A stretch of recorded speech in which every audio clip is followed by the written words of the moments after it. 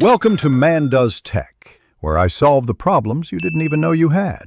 In this video, I will explain how to remote start your Lincoln Aviator. This feature offers incredible convenience, allowing you to warm up or cool down your vehicle before you even get in. We'll cover two primary methods, using your key fob and utilizing the Lincoln Way app.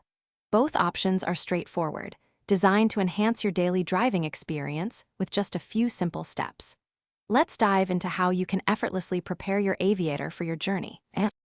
Starting your Aviator with the key fob is quick and easy.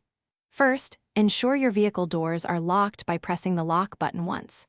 Then, within 3 seconds, press the remote start button, which often has a 2 times or circular arrow icon, twice. You'll see the exterior lamps flash 2 times, and the engine will start.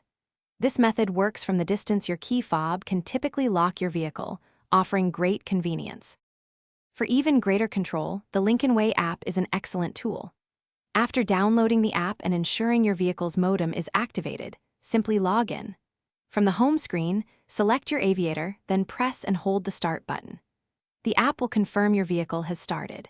You can also schedule starts, check fuel levels, and lock or unlock doors from virtually anywhere with cellular service, adding a layer of effortless ownership. Here are a few important tips for using Remote Start. You can customize the engine runtime to 5, 10, or 15 minutes through your vehicle's settings.